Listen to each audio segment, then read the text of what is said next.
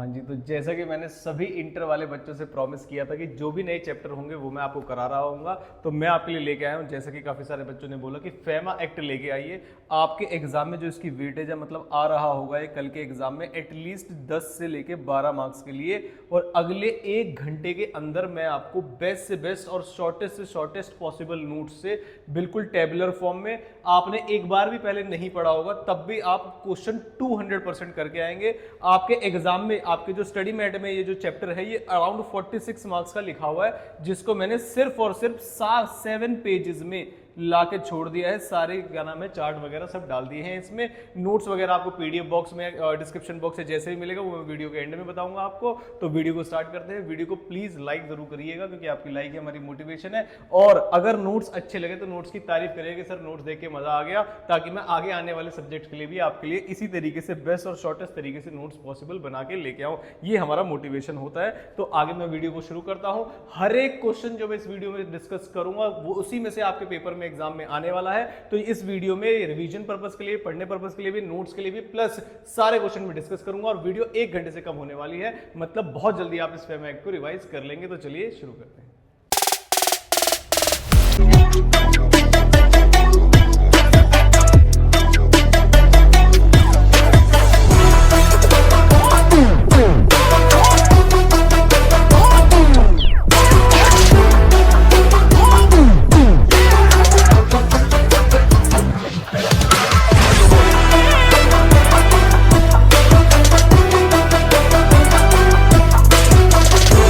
तो वीडियो को दोबारा देखने आए हो, इसका मतलब इंट्रो को क्रॉस कर दिया है आपने। इसका मतलब फेमा में आपको थोड़े बहुत डाउट्स थे।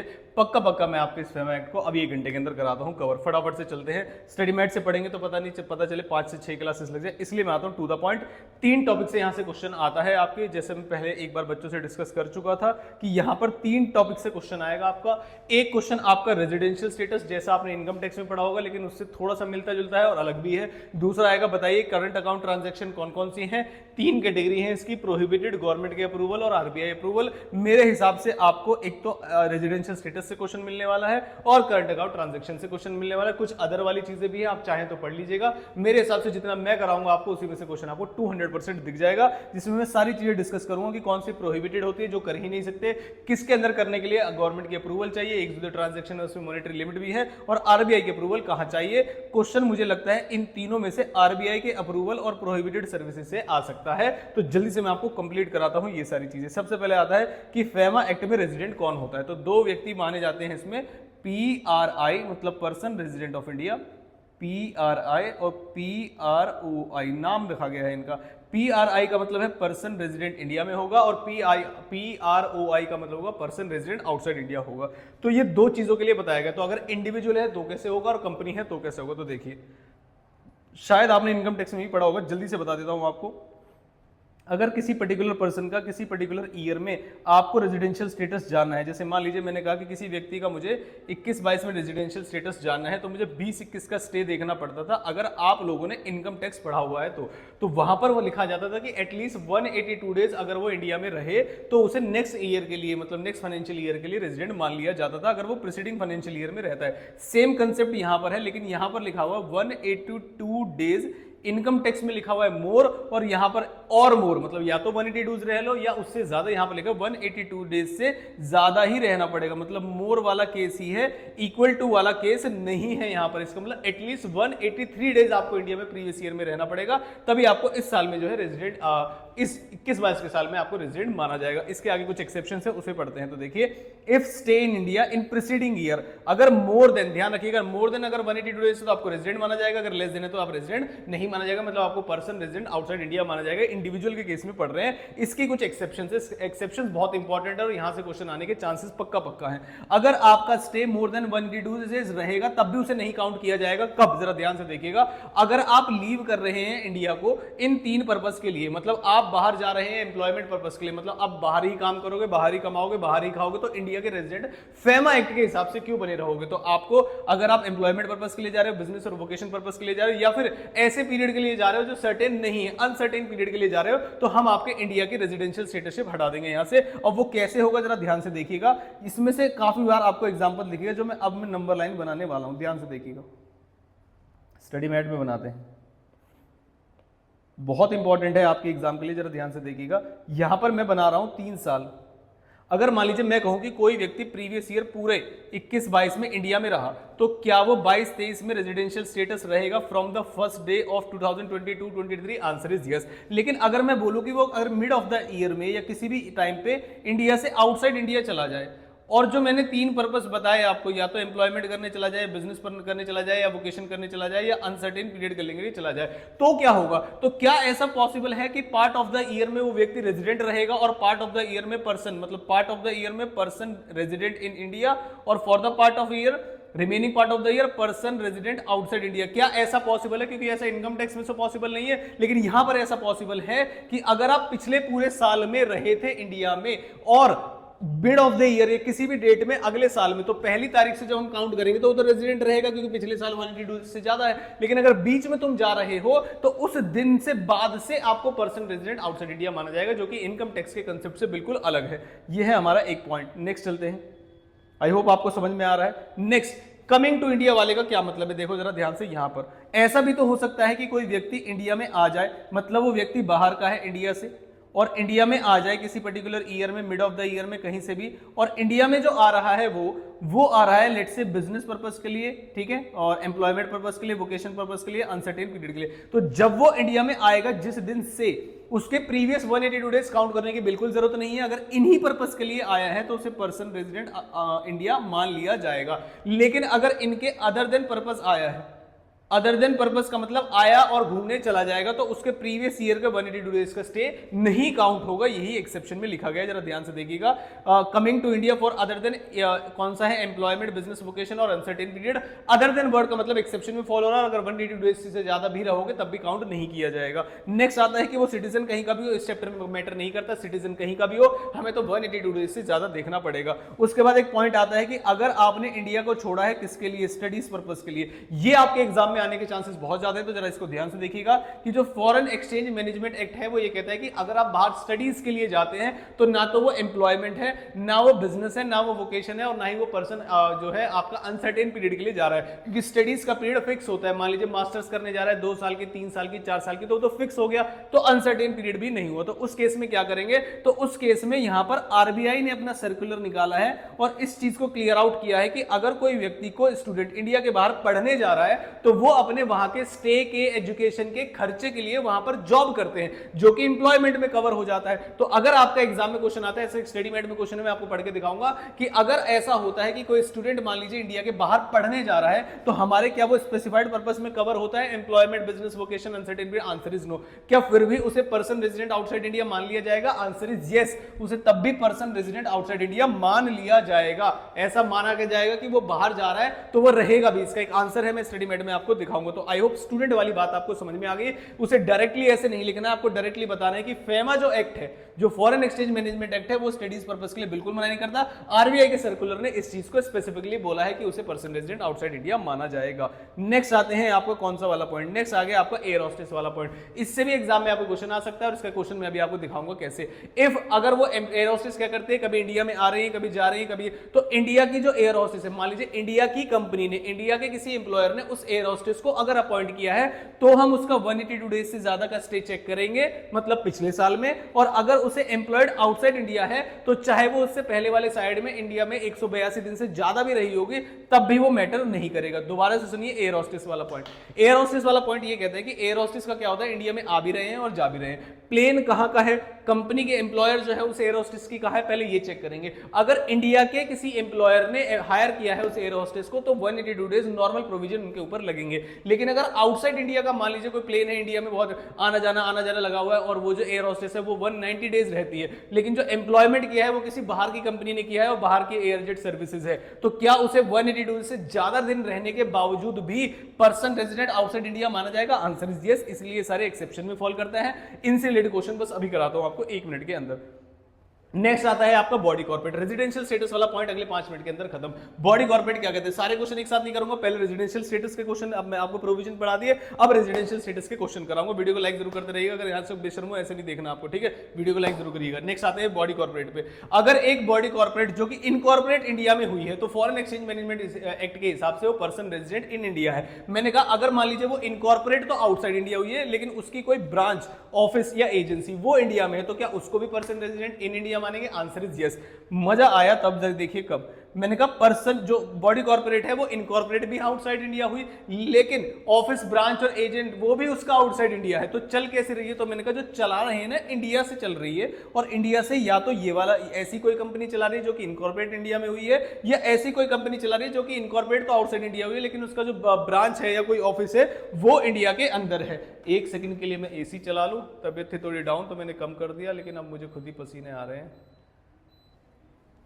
और मैं एक बोतल पी लूं पानी। तो इस केस को बॉडी कॉर्पोरेट में 3 ही केसेस है। आई होप आपको ये समझ में आ रहा हो।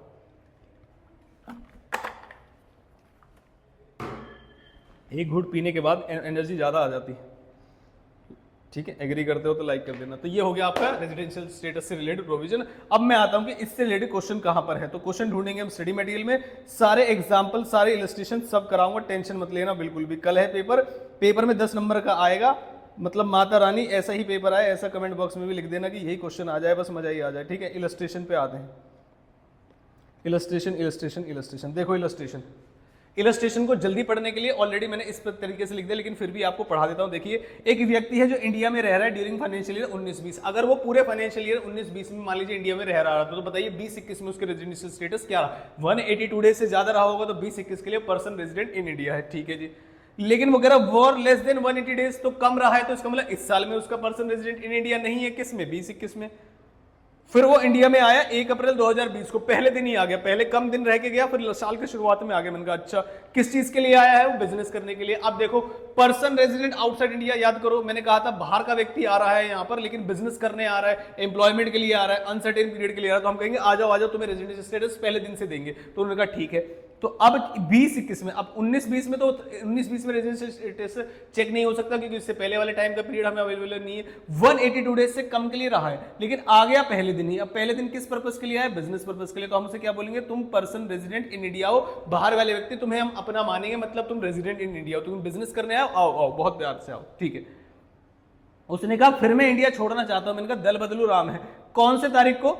Business He intends to leave the business on 30 April and leave India on 30 जून। देखो बिजनेस छोड़ा में कोई दिक्कत नहीं है, इंडिया को कब छोड़ रहे हो तुम? इंडिया को छोड़ रहे हो तुम 30 जून को छोड़ दोगे। Determine his residential status. मैंने कहा 30 जून कौन सा है? 2021, मतलब इस साल के बीच में तुम यहां से इंडिया से जा रहे हो। तो ध्यान से सुनना, थोड़ा सा यहाँ हौच पौच हो गया, दोबारा से बनाता हूँ। देखो इसको टाइम लगा के बता रहा हूँ, नालायक को वीडियो को लाइक जरूर कर देना। 20-21, 19-20, 20-21 और 21-22, सुनना जरा ध्यान से। मैंने कहा यहां तो 182 डेज से कम के लिए रहा, तो क्या 20-21 में कोई चांस था? वैसे आंसर इज नो। लेकिन कह रहे हैं वो पहले दिन ही ना, पहले दिन वो बिजनेस पर्पस के लिए इंडिया में आ गया था। वैसे बिजनेस पर्पस के लिए आया है, तो क्या उसे पहले दिन से पर्सन रेजिडेंट इन इंडिया मान ले? मैंने कहा हाँ बिल्कुल मान लो। उसके बाद किसी टाइम पीरियड के लिए इस डेट पे आके वो इंडिया को छोड़ रहा है, आउटसाइड इंडिया जा रहा है। अब सुनना जरा ध्यान से। मैंने कहा भाई साहब वो कंटिन्यू रहेगा इंडिया में रेजिडेंशियल स्टेटस, इस डेट के बाद रहेगा या नहीं रहेगा इस चीज पे डिपेंड करेगा कि उसका पर्पस क्या है इंडिया जाने का, इंडिया से बाहर जाने का। अगर वो इंडिया से बाहर जा रहा है फिर से बिजनेस पर्पस के लिए या एम्प्लॉयमेंट पर्पस के लिए या अनसर्टेन पीरियड के लिए, तो इस तारीख के बाद से हम उसे क्या मान लेंगे? इस तारीख से बाद से हम उसे पर्सन रेजिडेंट आउटसाइड इंडिया मान लेंगे। और खाली ऐसे ही गया है बस किसी छोटे मोटे पर्पस के लिए और तुरंत आ जाएगा वहां से, तो फिर ये कंटिन्यू रहेगा। इसी तरीके से इस इलस्ट्रेशन का आंसर दिया हुआ है, एक बार पढ़ा देता हूं।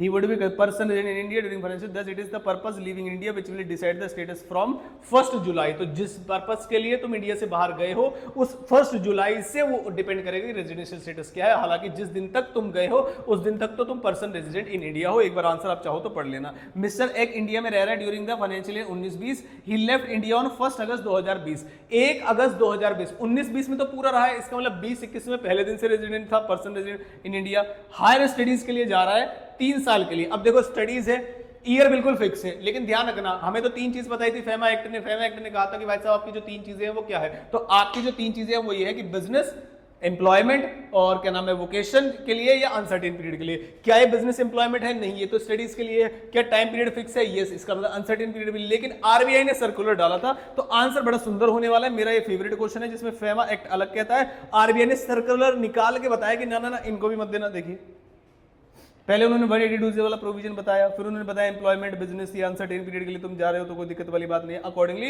ही would have been person resident in India would be person resident in financial year 2021। However RBI ने क्लैरिफाइड किया है अपने सर्कुलर में, डेट वगैरह आपको याद करने की जरूरत नहीं है, 2023 में एक सर्कुलर आया था that students will be considered as non resident. ये है इसकी सुंदर बात। पहले फेमा एक्ट बताओ भाई, स्टूडेंट तुम्हें कुछ नहीं कह रहे, फिर आरबीआई कह रहा इधर आओ दो कान पे लगे तुम्हारे। This is because usually students start working there to take care of their stay cost of studies. तो वहां पर क्या नाम है लोग काम ही करने, जैसे कनाडा में बहुत सारे लोग पढ़ने गए थे लेकिन आज ड्राइवरी करते करते मतलब एंजॉयमेंट हो रहा है। For the financial year 2021 would not be in India in the preceding financial year for a period extend 180 days. Accordingly he would be non resident in India during financial year 21-22। बस बात खत्म हो गई। Next illustration number 3, ध्यान रखना student वाला question आपके exam में आ सकता है, इसको थोड़ा सा फोकस करिएगा। टॉय लिमिटेड एक जापानीज कंपनी है। अब इसका मतलब कंपनी का बोल रहे हैं several business units all over the world है, तो इसका मतलब जापानीज कंपनी है, अलग अलग जगह बिजनेस की यूनिट्स है। It has a robotic unit which is headquarter in Mumbai. सुनना जरा ध्यान से, इसका मतलब वो इनकॉर्पोरेटेड इंडिया में है ऐसा तो नहीं लिखा है, लेकिन क्या उसकी ब्रांच कोई ना कोई इंडिया में हेडक्वार्टर वगैरह कुछ एजेंट वगैरह है? Answer is yes. तो क्या वो इंडिया की कंपनी मानी जाएगी, पर्सन रेजिडेंट इन इंडिया माना जाएगा? यस, ठीक है। एंड एक ब्रांच है उसकी सिंगापुर में, और the headquarter Mumbai controls the Singapore branch. ध्यान से समझना प्रोविजन कहां से शुरू हुआ, देखो मैं बताता हूं, यहां पे आ जाओ। उन्होंने कहा एक इंडिया जापानीज कंपनी है, इसका मतलब इनकॉर्पोरेट कहां हुई होगी?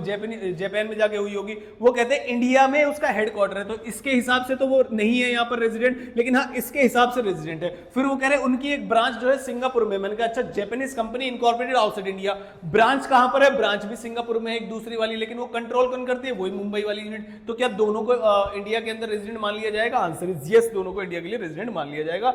आंसर इसका एक बार पढ़ लीजिएगा, बड़ा सुंदर क्वेश्चन बनाया उन्होंने। नेक्स्ट, उसके बाद उन्होंने कहा मिस आलिया एक एयर होस्टेस है, ब्रिटिश एयरवेज की, फ्लाई करती है 12 दिन इन अ मंथ में, और thereafter he takes a break of 80 days. During the break she accommodated in base normally the city where airlines head का। However for the security consideration she was based at Mumbai. During the financial year she accommodated in Mumbai 182 days के लिए, ज्यादा के लिए रही है। Would her be residential status under FEMA. तो देखिए कौन सी एयरवेज है? ब्रिटिश एयरवेज है। मैंने आपको बताया था कि अगर एयर होस्टेस का केस है और एयर होस्टेस को जो अपॉइंट कर रही है वो आउटसाइड इंडिया वाली एजेंसी है, आउटसाइड इंडिया वाली कंपनी है, या क्या नाम है एयर होस्टेस की जो कौन है एयरवेज वाली जो कंपनी है वो करिए, तो भले ही तुम 182 दिन से ज्यादा हो वो मैटर नहीं करेगा। ये बात मैंने पहले ही नोट्स में लिख रखी है। अगर एम्प्लॉयड आउटसाइड इंडिया है तो स्टे डजंट मैटर, मतलब 182 डेज से ज्यादा भी रहोगे तब भी हम रेजिडेंशियल स्टेटस यहाँ का नहीं देंगे। ये था हमारा इलस्ट्रेशन नंबर 4। अब मैं चलता हूं आगे। ये रेजिडेंशियल स्टेटस वाला पार्ट आपका यहाँ पे खत्म होता है, कोई भी दिक्कत आपको यहाँ पर नहीं आएगी। आगे चलते हैं कि कैपिटल अकाउंट ट्रांजेक्शन कौन सी होती है और करंट अकाउंट ट्रांजेक्शन कौन सी होती है। बड़े सुंदर डेफिनेशन बताई आपने करंट अकाउंट ट्रांजेक्शन की। कह रहे सारे ट्रांजेक्शन जो कि कौन सी ट्रांजेक्शन नहीं है, कैपिटल अकाउंट ट्रांजैक्शन नहीं है, क्या नाम है वो करंट अकाउंट ट्रांजैक्शन कहलाती है। हमने कहा फॉर करंट अकाउंट ट्रांजैक्शन क्या होती है, तो उन्होंने कहा सॉरी कैपिटल अकाउंट ट्रांजैक्शन क्या होती है, तो कह रहे हैं पर्सन अगर इंडिया का है तो अगर उसकी कोई भी पेमेंट इंडिया से बाहर जा रही है, इंडिया में आ रही है, जो कि उसकी आउटसाइड इंडिया की या तो असेट्स या लायबिलिटीज या किसी भी चीज को ऑल्टर कर रही है, मतलब चेंज कर रही है, तो उसे जो कि आउटसाइड इंडिया सिचुएटेड है तो उसे क्या बोलेंगे हम? उसे बोलेंगे कि ये कैपिटल अकाउंट ट्रांजैक्शन। जैसे मान लीजिए कोई व्यक्ति इंडिया में रह रहा है, उसने किसी बाहर वाले व्यक्ति को एक पेमेंट दी प्रॉपर्टी खरीदने के लिए, तो क्या उसकी असेट्स बढ़ गई वहां पर? Answer is yes. लोन लिया उसने उस व्यक्ति ने, तो क्या होगा? तो क्या उसकी लायबिलिटीज बढ़ी? यस। तो इसे बोलेंगे कि कैपिटल अकाउंट ट्रांजैक्शन है। तो उन्होंने कहा अगर कोई व्यक्ति बाहर का है उसके लिए क्या करेंगे, तो अगर उसकी कोई ट्रांजैक्शन इंडिया में उसकी असेट्स और लायबिलिटीज और कंटीजेंट लायबिलिटी को ऑल्टर कर रही है तो उसको भी हम कौन सी कैपिटल अकाउंट ट्रांजैक्शन मानेंगे। करंट अकाउंट ट्रांजैक्शन में क्या क्या आता है, कुछ डेफिनेशन है, एमसीक्यू पर्पस के लिए आपसे पूछा जाता है। Short term banking credit facility जो कि आपके 3 महीने से कम की होनी चाहिए तभी शॉर्ट टर्म मानेंगे। इंटरेस्ट ऑन लोन है, इनकम फ्रॉम इन्वेस्टमेंट है, लिविंग एक्सपेंसेस, स्पाउस चिल्ड्रन का, foreign travel, medical care, education expenses of किस किस के? आपके स्पाउस, चिल्ड्रन और पेरेंट, इन सबको नॉर्मल करंट अकाउंट ट्रांजैक्शन बोला जाता है। यहां से आता है आपको क्वेश्चन सेक्शन नंबर 5। मजा आ जाएगा आपको। यहां तक वीडियो देखिए तो वीडियो में लिखना कि सर ऐसे सुंदर नोट्स कभी देखे ही नहीं हमने जीवन में, ठीक है। बड़ी मेहनत लगी है इसको इसी चार्ट में पूरे में कंट्रोल मतलब पूरा पेस्ट करने में। पेस्ट वर्ड का मतलब लिखने में, लिखा है मैंने, देखो पेस्ट वर्ड का ये मत कहना सर कॉपी कर दिया, ये देखो ये हटा दिया मैंने, ये लिख भी सकता हूँ यहाँ पर, ठीक है।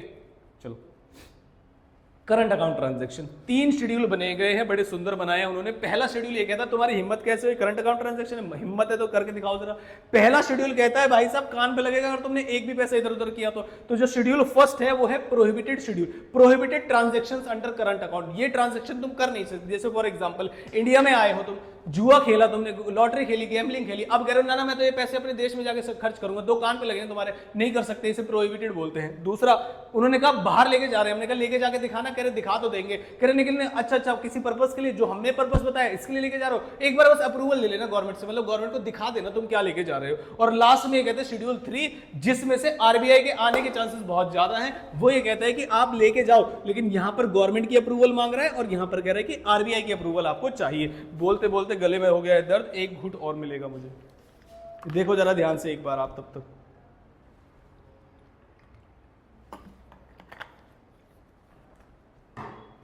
पहले लिस्ट और सबसे फेवरेट लिस्ट जो है मेरी, वो कहती है आंख बंद करके कान पे लगाओ, कैसे करोगे वो बोलेगा फॉरेन एक्सचेंज निकालने के, तुम बोलोगे नहीं, प्रोहिबिटेड वाली। पहली जो लिस्ट है वो है लॉटरी और विनिंग की, मतलब तुमने इंडिया में लॉटरी खेली, अच्छा तुमने विनिंग करी, हाँ गवर्नमेंट करी, तो क्या दिक्कत है, गवर्नमेंट कहती है हमारी कि क्या नाम है, लॉटरी खेलो, ड्रीम 11 सब कुछ करो, लेकिन वो कह रहा है इंडिया से बाहर पैसा ले जाना चाहता हूं, फॉरेन एक्सचेंज निकालने के देना दे रहा, तो गवर्नमेंट कह रही ना बिल्कुल नहीं कर सकते। प्रोहिबिटेड वर्ड का मतलब 1 रुपया भी नहीं ले जा सकते। नेक्स्ट, तुमने इंडिया में रेसिंग करवाई, अच्छा करा सकते हैं भाई, इंडिया की गवर्नमेंट है, राइडिंग करवाई, कोई भी अदर हॉबी इंजॉय की आपने, वहां से आपने पैसे कमा ली, और अब कह रहे हो इंडिया से बाहर ले जाऊंगा ना, नहीं ले जा सकते। उसके बाद तुमने लॉटरी का टिकट परचेज किया, कोई भी चीज, या तुम क्या कर रहे हो, कह रहे लॉटरी का टिकट खरीदूंगा, कहां से, बाहर से। क्यों खरीदोगे इंडिया में, जब बाहर जाओगे तब खरीदना। कोई ऐसी मैगजीन जो इंडिया में बैन है, ओसामा बिन लादेन पाकिस्तान के, क्या नाम है, तुम क्या नाम है, तारीफ वाली मैगजीन, ऐसी मैगजीन जो बैन है, मान लीजिए प्रिस्क्राइब मैगजीन, वो कौन सी मैगजीन है आपको देने की जरूरत नहीं है। नेक्स्ट, आप कमीशन की पेमेंट करना चाहते हो, ध्यान से सुनना, ये वाला पॉइंट बहुत अच्छा है। तुम एक इंडिया में रहने वाले व्यक्ति हो, इंडिया की एक कंपनी की ब्रांच या कोई भी मतलब जॉइंट वेंचर कंपनी, ठीक है, या फिर उसकी होली ओन्ड सब्सिडरी, इनमें से कोई भी कंपनी जो है इंडिया के बाहर है, ठीक है। तुम ये कह रहे हो इंडिया की ही किसी कंपनी में, अपनी ही किसी कंपनी में बाहर के किसी एजेंट को पैसे दूंगा मैं, क्या कराने के लिए, अपनी ही यहाँ की होली ओन्ड का मतलब समझते हो, 100% इसमें इक्विटी शेयर्स होते हैं, और दूसरा जॉइंट वेंचर कंपनी में क्या करवाऊंगा, शेयर्स परचेस कराऊंगा, सिक्योरिटीज परचेस कराऊंगा, तो इसके कान पे नहीं लगेगा। तुम्हें इंडिया की ही किसी कंपनी में इन्वेस्ट करना है, इंडिया से ही, तो तुम्हें क्या दिक्कत है, एजेंट को कमीशन देने की क्या जरूरत है। उन्होंने कहा अगर आप क्या करना चाहते हो, अगर आप पेमेंट करना चाहते हो एक्सपोर्ट, मतलब बाहर वाले व्यक्ति को इक्विटी इन्वेस्टमेंट करने के लिए, या तो जॉइंट वेंचर कंपनी में, होली ओन्ड सब्सिडरी में, कौन सी कंपनी की, इंडिया की कंपनी में, तो तुम किसी को कमीशन देने की जरूरत नहीं है, बैन ना, 1 भी रुपया नहीं। नेक्स्ट, फिर तुम कमीशन पे करना चाहते हो, इस बार जो कमीशन है वो किसकी है, एक्सपोर्ट की। अब सुनना जरा ध्यान से, इसमें एक मजे की बात बताऊंगा, अगर तुम एक्सपोर्ट कर रहे हो रुपए स्टेट क्रेडिट रूट के थ्रू, तो मना कर दिया, नहीं करने देंगे। लेकिन ध्यान से सुनना, गवर्नमेंट ये कहती है यार अगर एक्सपोर्ट की पेमेंट बाहर जा रही है ना, नशेड़ी बनाओ देश को। क्या कहती है गवर्नमेंट कहती है अगर तुम एक्सपोर्ट कर रहे हो ना किस चीज का, टी का और टोबैको को, बढ़िया कर। चाय तो भाई साहब, चाय पे तुम बैन लगा के दिखाओ जरा ध्यान से, चाय पी गई तो दुनिया काम करे। इतनी गर्मी में भी अगर चाय पसंद ना हो तो इंडिया वाले किस बात के तुम्हारे, चाय पी के देखना इस वाले लेक्चर को। देखो तुम या तो चाय के लिए एक्सपोर्ट कर रहे हो या टोबैको, गुटखा, बताओ गुटखे के बिना दुनिया कैसे चल सकती है, बताओ। हमारे जो क्या नाम है, कौन से एक्ट्रेस, कौन से अजय देवगन और पता नहीं कौन कौन ऐड करते हैं, तो उन्होंने कहा ठीक है, चाय और गुटखा, बस 2 ही चीजें जिससे लेबर हमारे काम करते हैं, हम खुद लेबर चाय पी के काम करते हैं, तो 2 ही चीजें ऐसी हैं जो कि आपकी चाय और गुटखा, अगर आप इनको एक्सपोर्ट से रिलेटेड पेमेंट कर रहे हो, और जो पेमेंट की अमाउंट है वो 10% ऑफ द इनवॉइस, भाई कमीशन है, ऐसे थोड़ी 50% कमीशन दे देंगे। चाय है तो क्या हुआ, जान लोगे क्या। तो अगर तुम्हारी एक्सपोर्ट की जो कमीशन है वो मान लीजिए मैंने कहा कि 5 लाख का तुमने एक्सपोर्ट किया, तो मैंने कहा कोई दिक्कत वाली बात नहीं है, फॉरेन करेंसी में तुम 50,000 तक की करेंसी को बाहर भेज सकते हो, पेमेंट मतलब 10% अमाउंट की होनी चाहिए, इससे ज्यादा नहीं होनी चाहिए। ये पहला ऐसा पॉइंट है जो कि प्रोहिबिटेड ट्रांजैक्शन में किस चीज को लेके आया है, प्रोहिबिटेड ट्रांजैक्शन में लेके आया है एक अमाउंट को जो कि अलाउ की जाती है। तो शेड्यूल 1 में प्रोहिबिटेड ट्रांजैक्शंस है, और जिसमें एक एक्सेप्शन आई है, इसका मतलब वो प्रोहिबिटेड नहीं है up to the amount of 10%। और इतना डिस्कशन के बाद आपको याद रहेगा कि चाय और तंबाकू से इंडिया वाले लोगों से मजाक नहीं करना। उसके बाद एक कॉल बैक की सर्विस है, पुराने समय पे ऐसा होता था कि क्या नाम है, दूसरी कंट्री में कॉल करनी है आपको, पहले उस कंट्री में मिलाओ फिर उस कंट्री से कॉल बैक आएगी, ये वो सब, तो वो सब बैन है, 1 रुपए की ट्रांजैक्शन नहीं कर सकते। उसके बाद आप आते हैं हैं remittance of dividend by a company on which dividend balancing is applicable. जैसे आपने CRR SLR पढ़ा होगा ना कि बाहर डिविडेंड पे करना है तो एक डिविडेंड बैलेंसिंग मतलब यहाँ भी अमाउंट, तो वो नाम पढ़ के जाना है, बस आपको प्रोहिबिटेड कर देना है। और अगर आपको इंटरेस्ट इनकम हो रही है किसी नॉन रेजिडेंट स्पेशल रुपए स्कीम में तो उसे भी प्रोहिबिटेड कर देना है, बात खत्म। इनमें से जो ट्रांजेक्शन दिख जाए सीधा गोली मार देना, मतलब शूट एट साइड। मतलब क्या मतलब 1 रुपए की ट्रांजेक्शन नहीं कर सकते, लिख देना प्रोहिबिटेड। और शेड्यूल 1 में एक ही क्या आपको याद रखनी है कि अगर आप चाय का और तंबाकू का अगर आप एक्सपोर्ट करना चाहते हैं तो आप 10% ऑफ द इनवॉइस वैल्यू कर सकते हैं, बस बात खत्म। उसके बाद आते हैं हम नेक्स्ट शेड्यूल 2। शेड्यूल 2 क्या कहता है, ध्यान से सुनिए। शेड्यूल 2 कहता है कि भाई साहब prior approval of central government आपको लेनी पड़ेगी। इसके लिए मैंने नोट्स नहीं बनाए क्योंकि इसमें क्या नाम है स्टडी मेड वालों ने ही बहुत अच्छा काम कर रखा है, तो मैंने कहा क्यों ना उनके ही नोट्स इस्तेमाल कर लिए जाए।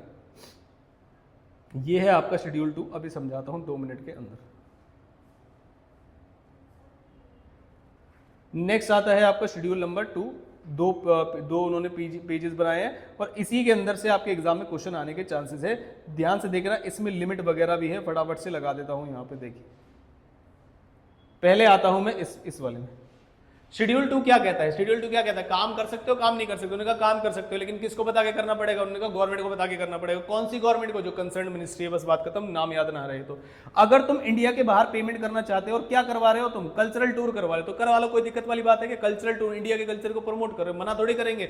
लेकिन कौन सा कल्चर प्रमोट कर रहे हो भाई साहब, ये बता देना, पता चले वहां जाके स्टेज पे तुम रैप ये वो, ये इंडिया का कल्चर थोड़ी ना है। तुम रणवीर सिंह को भेज दो बाहर, कह रहे कि इंडिया के कल्चर को रिप्रेजेंट करेगा वो, तो ऐसा भी सुना जा रहा है कि नहीं रामायण आएगी तो रणवीर सिंह को उसमें रोल दिला देंगे तो बेड़ा गर्क हो जाएगा देश का। तो उन्होंने कहा ये वाली चीज है, तो आप इस वाली ministry of human resource development वाले से इनसे जो है आप क्या नाम है अप्रूवल ले लेना। दूसरा, तुम एडवर्टाइजमेंट कराना चाहते हो, स्टार मैंने पहले ही लगा दिया, तुम एडवर्टाइजमेंट कराओ, एडवर्टाइजमेंट कराने से मना नहीं है, लेकिन फॉरेन कंट्री में क्यों करा रहे हैं, उन्होंने कहा फॉरेन कंट्री में करा रहे हैं, टूरिज्म करना है, फॉरेन इन्वेस्टमेंट करना है, ये सब करना है, इंटरनेशनल बिडिंग करनी है, ये सब करना है। उन्होंने कहा ये तो हमारे देश का काम है, इसमें नो लिमिट, उसमें कोई लिमिट नहीं है, कोई परमिशन लेने की जरूरत नहीं है, ना कोई लिमिट है ना परमिशन है, जो मार्क कर रखे हैं उसमें ना लिमिट है ना परमिशन है। लेकिन ध्यान से सुनना, अगर तुम इसके अलावा कोई भी खर्चा कर रहे हो तो क्या बाहर कर नहीं सकते क्या एडवर्टाइजमेंट, का करो, लेकिन अप टू 10,000 यूएस डॉलर्स का खर्चा कर सकते हो। 10,000 से ज्यादा की एडवर्टाइजमेंट करानी है, मैंने कहा टूरिज्म पर्पस से करा लेना, मैंने कहा फॉरेन इन्वेस्टमेंट पर्पस से करानी है करा लेना, मैंने कहा बिडिंग पर्पस से करानी करा लेना, मैंने कहा 50,000 की करानी करा लेना। लेकिन इन तीनों के अलावा अगर कोई भी पर्पस से बाहर करा रहे हो, मैंने कहा 8,000 की करानी करा लेना।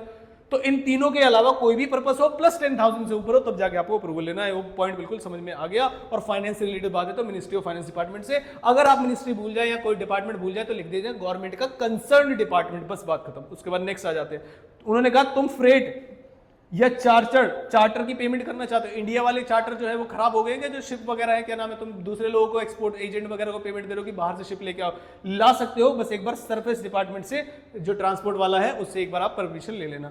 उसके बाद उन्होंने फिर से कहा कि आप फिर से यहाँ पर गवर्नमेंट डिपार्टमेंट का इंपोर्ट करना चाहते हो ओशन ट्रांसपोर्ट के थ्रू, उन्होंने कहा सरफेस डिपार्टमेंट से पूछ लेना। उन्होंने कहा अच्छा ऑपरेटर लेना चाहते हैं मल्टी मॉडल वाला, मल्टी मॉडल क्या होता है कि पहले शिप से जाएगा, फिर रोड से जाएगा, फिर ट्रेन से जाएगा, कोई भी हो सकता है। तो आपको इस बार जो नाम है वो चेंज कर दिया गया है, वो लेना पड़ेगा आपको registration certificate from director general of shipping. ध्यान रखना, क्योंकि मल्टी मॉडल शिपमेंट है इसलिए सेम सरफेस तो हो ही नहीं सकता, किसी भी केस से आ सकता है, तो उन्होंने कहा डायरेक्टर जनरल से लेना। उसके बाद रेमिटेंस कर रहे हो आप, हायरिंग चार्जेस किसके, टीवी चैनल का, इंटरनेट सर्विस प्रोवाइडर का, कोई बात नहीं, इनकी जो कंसर्न मिनिस्ट्री है इनसे अप्रूवल ले लेना। आप रेमिटेंस कर रहे हो आप डिटेंशन चार्जेस को, डिटेंशन चार्जेस का मतलब ये है कि भाई साहब मैंने कहा मेरा जो शिप है वो बाहर उन्होंने पकड़ लिया है, अब उनको पेमेंट करके छुड़वाऊंगा ना, क्या उन्होंने कहा छुड़वा लो, कोई दिक्कत वाली बात नहीं है, लेकिन कैसे फंसा, यहां से गया होगा ना कोई कंटेनर वगैरह, तो उन्होंने कहा सरफेस ट्रांसपोर्ट से फिर से प्रमोशन लेने परमिशन लेने ना, बस इस चीज को आपको एक डायग्राम में बना लेना कि सरफेस ट्रांसपोर्ट वाले कितने हैं, फाइनेंस वाले कितने, इतना काम आप आई होप जल्दी कर सकते हैं। लास्ट के 2 पॉइंट पे आते हैं, प्राइज मनी और स्पॉन्सरशिप मिल रही है आपको, ध्यान से सुनना, प्राइज मनी और स्पॉन्सरशिप मिल रही है आपको if the amount involve exceeds कितना 1 लाख रुपए, 1 लाख यूएस डॉलर से ज्यादा की प्राइज मनी आपको मिल रही है। बस भाई साहब परमिशन ले लेना कि कैसे दे रहे हो और कैसे ले रहे हो, बात खत्म। उसके बाद नेक्स्ट, लेकिन उन्होंने यहां पर एक चीज लिखी है अदर देन वर्ड का मतलब है कि international, national, state level sports body, इसका मतलब अगर ये सब इन्वॉल्व हुई तो अबव 1 लाख यूएस डॉलर्स से ज्यादा पे भी नो परमिशन, कोई परमिशन की रिक्वायरमेंट नहीं है अगर स्टेट लेवल नेशनल लेवल के लोग यहाँ पर इन्वॉल्व हैं तो। ये वाला पॉइंट यहाँ पर ये कहता है लास्ट में, अगर आप रेमिटेंस मेंबरशिप कर रहे हो पीएनआई क्लब की, पीएनआई क्लब होता है जो कि बाहर सारे लोग इस चीज से चिंता में होकर इंश्योरेंस की चीजें बना लेते हैं कि भाई साहब गड़बड़ होगी तो आपस में इस तरीके से रिस्क को मैनेज करेंगे, तो उसमें आप मिनिस्ट्री ऑफ फाइनेंस को इन्वॉल्व कर लेना। तो ये शेड्यूल 2 बहुत ज्यादा तो इंपॉर्टेंट मुझे नहीं लगती, क्योंकि मुझे शेड्यूल 1 और शेड्यूल 3 ज्यादा इंपॉर्टेंट लगती है। जो मुझे इंपॉर्टेंट लगती है मैं आता हूँ उस पर, शेड्यूल 3। ये है देखो मजेदार वाली बात, प्रायर अप्रूवल ऑफ आरबीआई आपको चाहिएगी। तो आरबीआई की अप्रूवल बताओ, मैं एक तो प्रोहिबिटेड वाला हमारी फेवरेट है और दूसरी है आरबीआई वाली। आरबीआई वाली बता दो, फिर उसके बाद क्वेश्चन कराऊंगा, फिर उसके बाद बस जयराम जी की कैटेगरी 1। कैटेगरी 1 क्या है? Category 1 individual. ये बात है हम सारे इंडिविजुअल को बता रहे, ध्यान रखना, ध्यान से सुनना। ए इंडिविजुअल आरबीआई की अप्रूवल ले लियो तू, कैसे? सुन, बाहर जा रहा है घूमने, ठीक है, जो भी मैं नीचे बातें बता रहा हूं, अगर तुम खर्चा 2.5 लाख यूएस डॉलर से ज्यादा का कर रहे हो तो ही बात पड़ेगी, अदरवाइज आप बाहर जाओ घूमने, कोई मना थोड़ी ना,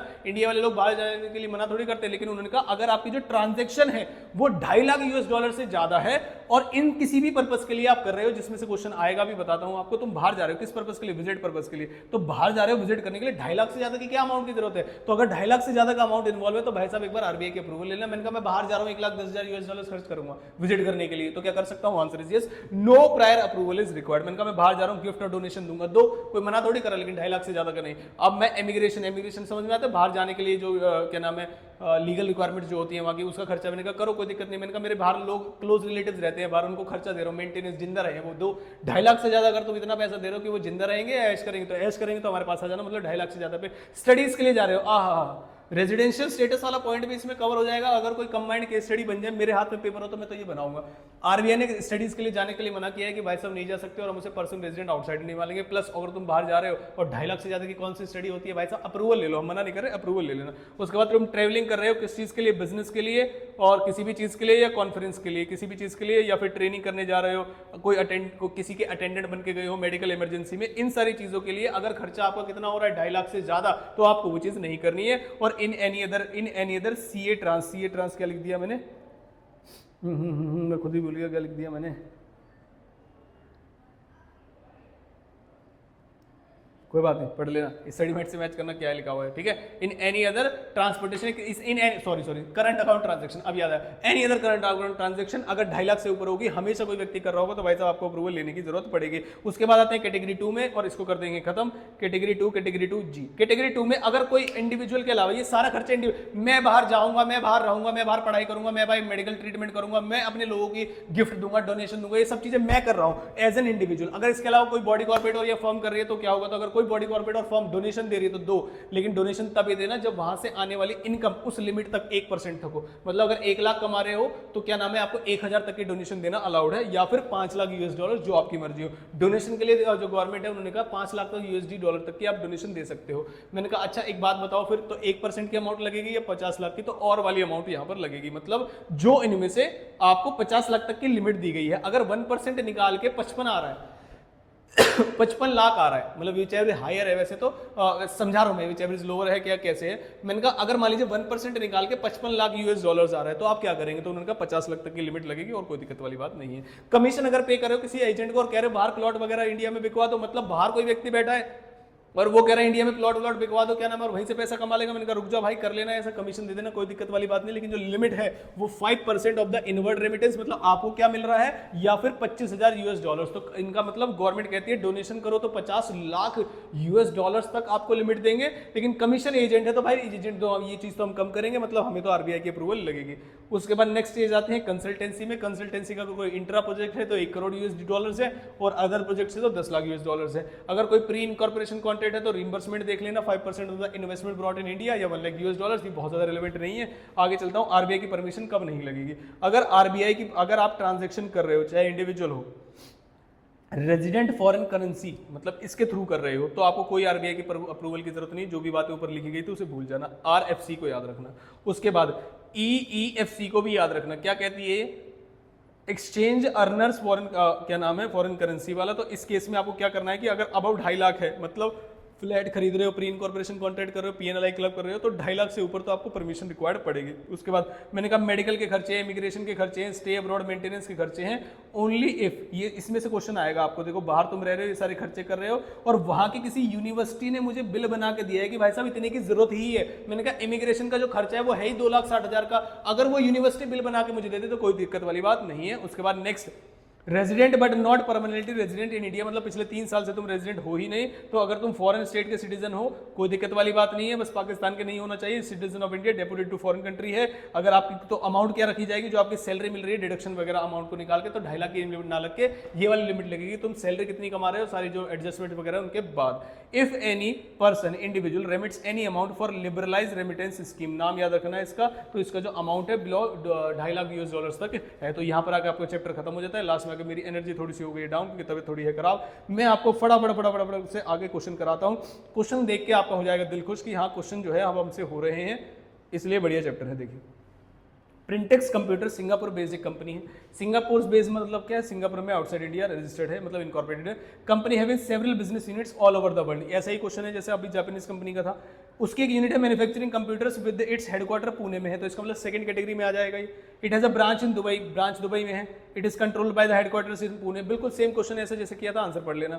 mister Sen and Indian national desire to obtain foreign exchange इस पर्पस के लिए, तो शेड्यूल 1 2 3 तीनों एकदम इवोक हो जाते हैं। देखना जरा कौन से वाला, remittance of US dollar, winning on a lottery ticket, मैंने कहा कान पे लगे तुम्हारे, कौन सा वाला शेड्यूल है, schedule 1 US dollar sending for cultural trip a tour to USA, कौन सा वाला शेड्यूल था। तो शेड्यूल टूर में एक आपका टूर वाला कोई पॉइंट था या शेड्यूल 3 में, तो शेड्यूल 2 में एक टूर वाला पॉइंट था, वहां पर गवर्नमेंट की अप्रूवल आपको लेनी पड़ेगी, कोई दिक्कत वाली बात नहीं है। State which kind of approval, which kind of approval का मतलब ये है कि यानी कि शेड्यूल 1 में तो कवर नहीं है, तो क्या आपको गवर्नमेंट की अप्रूवल लेनी पड़ेगी या RBI की अप्रूवल लेनी पड़ेगी। मैंने कहा एक फिल्म स्टार है बाहर कल्चरल प्रोग्राम करने जा रहा है, कोई दिक्कत वाली बात नहीं है। और US डॉलर कितने हैं, 20,000, तो लिमिट कितने की थी, शायद 1 लाख की। एक बार चेक कर लेते हैं फटाफट से कि तुम कल्चरल प्रोग्राम करने गए हो तो लिमिट कितने की लेके जाओगे। हमने ये देखा था उसके स्टडी मैट में, ये रहा कल्चरल टूर तुम करने जा रहे हो तो कोई लिमिट वाली बात नहीं है, तो आपको ये देना पड़ेगा, मतलब पूछना पड़ेगा। उसके बाद next, R wants to get his heart surgery done at United Kingdom, up to what amount limit foreign exchange can be drawn him by what are the approvals required. तो भाई साहब ध्यान से सुनना, अभी आपको 2.5 लाख तक की अमाउंट बताई थी कि RBI की अप्रूवल लेनी पड़ेगी, चाहे आप कोई भी खर्चा करो 2.5 लाख USD डॉलर्स तक अगर आप कर रहे हो या उसके अबव करोगे तो RBI की अप्रूवल लेनी पड़ेगी। और उसकी भी मैंने एक्सेप्शन बताई है आपको कि वहां की कोई एजुकेशन यूनिवर्सिटी या कोई इंस्टीट्यूट या ये हॉस्पिटल जो है अप्रूव कर दे कि 2.5 लाख तक के ऊपर की अमाउंट चाहिए कि मतलब सैंक्शन कर दे, तो उस केस में RBI की अप्रूवल की जरूरत नहीं पड़ेगी। नेक्स्ट आते हैं, referring to the provision of foreign exchange management है कि state the kind of approval जो हमें रिक्वायर्ड होगा, require US dollar for remittance toward hiring charges of transport, मतलब इधर से उधर ले जाने के लिए मैंने बताया था सर्फेस की जरूरत पड़ती है आपको, मतलब सर्फेस डिपार्टमेंट से लेना पड़ेगा, सेंट्रल गवर्नमेंट की अप्रूवल आपको चाहिएगी। P requires 2000 for payment relative call back service, मैंने कहा शेड्यूल 1 में इसे स्पेसिफिकली प्रोहिबिट किया हुआ है। Next, Suresh residing in India during financial year 2021 में इंडिया में रह रहा था। ही लेफ्ट इंडिया ऑन 15 जुलाई 2020, मतलब पूरे साल इंडिया में रहा, तो 2021 पहले दिन से वो रेजिडेंट रहा होगा। फॉर स्विट्जरलैंड गया हायर स्टडीज के लिए, मैंने कहा स्टडीज वाला केस पक्का आपके एग्जाम में आएगा और ये वही वाला क्वेश्चन है। तो पिछले पूरे साल तुम रहे तो मतलब 180 डेज से ज्यादा थे, तो इस साल पहले दिन से तुम रेजिडेंट इंडिया रहे होगे, और जिस दिन तुम यहाँ से जा रहे हो एज पर फेम एक्ट तुम जा सकते हो, कोई दिक्कत वाली बात नहीं, क्योंकि ना ये बिजनेस है, ना ये आपका वोकेशन है, ना ये एम्प्लॉयमेंट है, और ना ये अनसर्टेन पीरियड है। लेकिन फिर भी उन्होंने कहा कि as per specific circular given by RBI इसको पर्सन रेजिडेंट आउटसाइड इंडिया मानेंगे। आंसर पढ़ लीजिएगा एक बार। P has won a big lottery, और वो चाहता है 20 जो डॉलर है वो हम कर दे। मैंने कहा शेड्यूल 1 में सीधा मना किया था, मैंने कहा भाई साहब जो अमाउंट जीतोगे यही खर्च करोगे, जैसे ऐसे नहीं होता कि सट्टा लगाओगे तो भाई साहब दोबारा सट्टा लगाना पड़ेगा, यही खेलना पड़ेगा, ऐसे वाला केस। तो उन्होंने कहा जड़ एक अनवेल व्यक्ति है, मतलब बीमार हो गया है, किडनी ट्रांसप्लांट कराना चाहता है USA में, he would like to know the formalities required. का भाई साहब देखना जरा किडनी ट्रांसप्लांट में कितना पैसा लगता है, क्योंकि तुम अगर हेल्थ पे खर्च करोगे तो RBI के एकदम कान खड़े हो जाएंगे। 2.5 लाख तक के ऊपर का अमाउंट अगर आप करना चाहते हो तो इन केस में RBI की अप्रूवल लगती है, और RBI की अप्रूवल नहीं लगेगी अगर आपको वहां का कोई हॉस्पिटल या इंस्टीट्यूट ये कह दे, मतलब सर्टिफाई कर दे कि ज्यादा की अमाउंट ही लगेगी, तो फिर आपकी जरूरत नहीं पड़ेगी। इसी तरीके से इसका आंसर लिखा हुआ है। आज के आखिरी क्वेश्चन पे आते हैं। मिस्टर रोहन एक इंडिया का रेजिडेंट है, individual desires to obtain foreign exchange for the following purpose, US dollar 1,20,000 studies करना चाहता है abroad on the basis of estimates given by the university. कोई दिक्कत वाली बात नहीं है, वैसे भी लिमिट 2.5 लाख थी, और उसके बाद भी अगर एस्टिमेट यूनिवर्सिटी दे रही है तो ये तो मतलब बेसिक सा क्वेश्चन था। अगर वो नॉर्मली भी जाता तब भी लिमिट कितनी है बाहर जाने की, 2.5 लाख रुपए। मैंने कहा था ना इंडिविजुअल कोई भी खर्चा करेगा 2.5 लाख से ऊपर तक का, तो यहाँ पर तो वैसे भी 1 लाख भी, लेकिन हम इसलिए नॉलेज झलकाएंगे। हमने कहा अच्छा भाई सब स्टडीज के लिए जा रहे हो, आरबीआई की अप्रूवल लगेगी अगर जो अमाउंट जो ट्रांजेक्शन है वो 2.5 लाख तक है, ज्यादा तक का है। लेकिन मैंने कहा आरबीआई की अप्रूवल नहीं लगेगी अगर कोई यूनिवर्सिटी इसको बता दे एस्टिमेट, यूनिवर्सिटी ने एस्टिमेट गिवन है, अगर ये 2.5 लाख से भी ज्यादा का होता तब भी इसे अप्रूव कर देते, इसमें भी आरबीआई की अप्रूवल नहीं लगती। उन्होंने कहा गिफ्ट रेमिटेंस देना चाहता हूं $10,000 तक का, हमने कहा कोई दिक्कत वाली बात नहीं है, 2.5 लाख से ज्यादा के देने के लिए मना था, तो up to 2.5 lakh no approval required. यहाँ आके हमारे सारे क्वेश्चन खत्म हो जाते हैं। आई होप ये वीडियो आपके लिए हेल्पफुल रही होगी और एग्जाम में आप एकदम क्वेश्चन आएगा तो छोड़ोगे नहीं, 10 नंबर बिल्कुल खा जाना, चाहे वो एमसीक्यू में आए कैसे भी आए। वीडियो अच्छी लगे तो वीडियो को लाइक जरूर करिएगा, अपने फ्रेंड्स वगैरह से शेयर जरूर करिएगा, कमेंट करके जरूर बताना वीडियो कैसी लगी। आगे बहुत पेपर आने वाले हैं, यहाँ तक वीडियो देखिए तो देखूंगा मैं आपको वीडियो कैसी लगी, नोट्स कैसे लगे मुझे जरूर बताना। नोट्स के लिए चेक कर लेना, डिस्क्रिप्शन बॉक्स में होगा तो ठीक है, अगर डिस्क्रिप्शन बॉक्स में आपको नोट ना मिले, वैसे मैं कोशिश करूंगा वहीं पे डाल दूं, तो आप इस नंबर पे व्हाट्सएप करके नोट्स ले सकते हैं। व्हाट्सएप जो बच्चा करेगा उसका तरीका मैं ऑलरेडी काफी सारी वीडियोस में बता चुका हूँ, बहुत सारे बच्चे इसी को फॉलो करते हैं, सभी को पता है, रिप्लाई भी बहुत जल्दी मिलता है। ठीक है, जिनको रिप्लाई मिल गया वो बता दिया करें कमेंट बॉक्स में कि हाँ रिप्लाई दे देते हैं आपको, नोट्स कितने सारे सेंड करिए। नेम बताएंगे आप अपना, स्टेट बताएंगे आप अपना, कौन सी क्लास मतलब सीए इंटर कौन सा वाला ग्रुप है आपका ये बताएंगे, और फिर लास्ट में लिखेंगे अपनी क्वेरी कि आपकी क्वेरी क्या है, कौन से नोट्स आप मांगना चाहते हैं। अगर इसके नोट्स आपको चाहिए, वैसे मैं डिस्क्रिप्शन बॉक्स में डाल दूंगा, नहीं डल पाए तो पहले नोट्स में मैसेज में व्हाट्सएप में तारीफ करना कि सर नोट्स बहुत अच्छे, तब नोट्स दूंगा। Thank you so much, all the very best.